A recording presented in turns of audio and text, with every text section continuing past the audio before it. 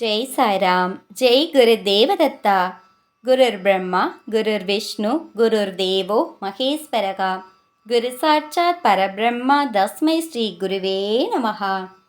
அக்கல்கோட் ஸ்ரீ சுவாமி சமர்த்த லீலாமிருதம் அத்தியாயம் 78. ஸ்ரீ சுவாமிகளின் கட்டளையை மீறக்கூடாது. கணேஷ் ஹரி சோஹானி. கணேஷ் ஹரி சோஹானியுடைய இரண்டாவது மனைவி இறந்தவுடன் அவர் மூன்றாவது முறையாக திருமணம் செய்து கொள்ள விரும்பினார். அவர் ஸ்ரீ சுவாமிகளின் பக்தராதலால் அவரிடம் அனுமதி பெற்ற பிறகு திருமணம் செய்து கொள்ளலாம் என்று எண்ணினார். அந்த நோக்கத்துடன் அக்கல்கோட் வந்தடைந்து ஸ்ரீ சுவாமி சமர்த்தரை தரிசனம் செய்துவிட்டு அவரிடம், சுவாமி, நான் திருமணம் செய்து கொள்ளலாமா வேண்டாமா என்று கேட்டார். மகாராஜ் அதற்கு வேண்டாம் என்று பதிலளித்தார். அவர் காலியான புகைக்குழாயை தன் சேவகனிடம் இருந்து பெற்றுக்கொண்டு அதில் நெருப்பு பற்ற வைத்து புகைக்க துவங்கினார். திருமணத்தின் மூலம் சந்தோஷம் கிடைக்காது என்பதை உணர்த்துவதற்காக இவ்வாறு நடந்து கொண்டார். சோஹானி பின்னர் பரோடாவுக்கு சென்று விட்டார். காம இச்சை நிறைந்தவன் துறவியின் வார்த்தைகளுக்கு கட்டுப்படுவானா என்ன? அவர் ஒரு அழகான பெண்ணை மணந்து கொண்டார். அவர் ஸ்ரீ சுவாமிகளின் வார்த்தைகளை மீறி நடந்து கொண்டதற்கான பலனை அனுபவித்தார். திருமணம் முடிந்து 8வது நாள் அவனுடைய மனைவி படிக்கட்டிலிருந்து இறங்கும் போது கால் தவறி விழுந்ததால் அவளுடைய இடுப்பில் பலமாக காயம் ஏற்பட்டது. அது வாழ்நாள் முழுவதும் குணப்படுத்த முடியாத காயமாக இருந்தது. அவளுக்கு பல வைத்திய முறைகளை கையாண்டும் எதுவும் நிவாரணம் அளிக்கவில்லை. அவள் ஒரு இடத்திலிருந்து இன்னொரு இடத்திற்கு செல்ல வேண்டுமென்றால் ஒருவர் அவளை சுமந்துதான் செல்ல வேண்டும். சோஹானி எப்போதும் ஸ்ரீ சுவாமிகள் காலியான புகைக்குழாயை அவர் புகைத்ததை நினைவூட்டி கொண்டே இருப்பார். இப்போது என்ன செய்வது? நடந்தவற்றை மாற்றவா முடியும்? இந்த நிகழ்ச்சி நாம் ஒவ்வொரு நொடியும் ஸ்ரீ சுவாமிகளின் வார்த்தைகளை மீறாமல் நடந்து கொள்ள வேண்டும் என்பதை உணர்த்தும் விதமாக இருக்கிறது அல்லவா? ஸ்ரீ பாதப்பட்டின் தங்க காப்பு. ஸ்ரீ சுவாமி சமர்த்தர் அப்போது மோடியின் வீட்டில் இருந்தார். சுவாமி பக்தரான ஸ்ரீபாதப்பட்டிடம் சுவாமியின் வேலையாளான புஜங்கும் மொஹரம் பண்டிகையின் தாபூத்தை கண்டுகளிக்க ஆவல் கொண்டு அங்கு செல்வதற்காக ஸ்ரீ சுவாமிகளிடம் அனுமதி கேட்டனர். மகாராஜ் போக வேண்டாம் என்று கூறினார். அவர்கள் அந்த விழாவை கண்டுகளிக்க மிகவும் ஆர்வமாக இருந்தமையால் மீண்டும் ஸ்ரீ சுவாமிகளிடம் அனுமதி கேட்டனர். மீண்டும் சுவாமிகள் மாதர்சோத் போக வேண்டாம் என்று அழுத்தம் திருத்தமாக கூறிவிட்டார். ஆனால் விதியின் விளையாட்டோ வேறு விதமாக இருந்தது. அவர்கள் வேறு சிலரை ஸ்ரீ சுவாமி மகாராஜுக்கு அருகில் அமர செய்துவிட்டு யாருக்கும் தெரியாமல் அந்த இடத்தை விட்டு சென்றனர். ஸ்ரீ பாதபட் தன் கையில் 3 அல்லது 4 தோதாக்கள் கனமுள்ள ஒரு கைக்காப்பை அணிந்திருந்தார்.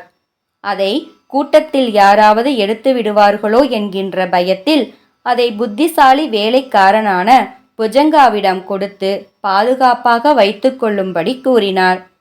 புஜங்கா தான் ஏழை என்பதனால் இந்த காப்பை அணிந்து கொள்ள முடியாது என்று கூறினார்.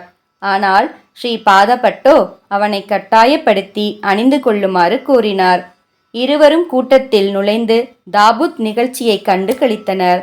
புஜங்கா சில இனிப்புகள் மற்றும் காய்ந்த பேரிச்சம் பழங்களை வாங்கி வந்து தாபூத்தின் மேல் தூக்கி எறிந்தான். அப்போது கையில் போட்டிருந்த காப்பும் சேர்ந்து சென்றுவிட்டது. ஆயிரக்கணக்கான மக்கள் வெள்ளத்தில் அதை கண்டுபிடிக்க முடியுமா?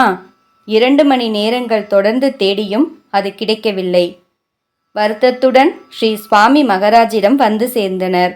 ஸ்ரீ சுவாமிகளின் வார்த்தைகளை மீறி சென்றதால்தான் இவ்வாறு நடைபெற்றது என்பதை அவர்கள் புரிந்து கொண்டனர். தங்கள் முகத்தை மறைத்து கொண்டு ஸ்ரீ சுவாமிகள் முன்னால் சென்று அழுதனர். நான் எவ்வளவு கூறியும் நீங்கள் ஏன் சென்றீர்கள் என்று கேட்டுவிட்டு அவர்களை கடும் சொற்களால் கோபித்து கொண்டார்.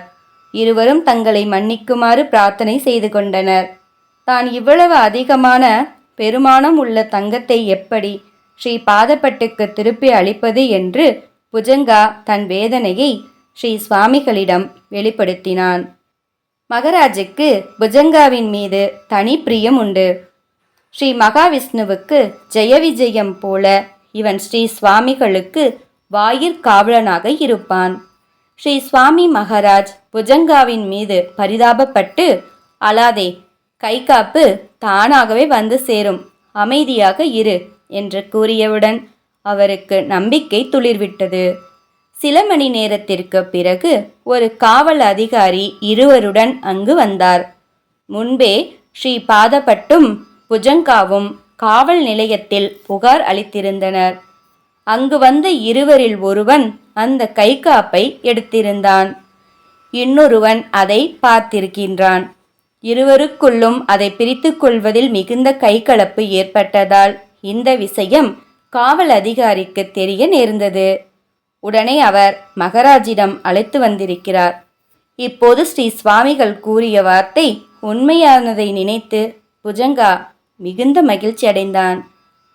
ஸ்ரீ சுவாமிகளின் வார்த்தைகளை மீறி நடந்து கொண்ட போதிலும் தன் தவறை உணர்ந்து முழுமையாக அடைக்கலம் அடையும் போது அவர் அந்த தவறுகளால் ஏற்படும் துன்பங்கள் அனைத்தையும் சரி செய்து விடுவார் என்பது இந்த நிகழ்ச்சியின் மூலம் தெளிவாகிறது. ஜெய ஜெய ஸ்ரீ சுவாமி சமர்த். ஜெய் சாய்ராம். ஜெய் குருதேவ தத்தா. அனந்த கோடி பிரம்மாண்ட நாயக ராஜாதிராஜ யோகிராஜ பரபிரம்ம ஸ்ரீ சுவாமி சமர்த்த மகராஜ் கி ஜெய்.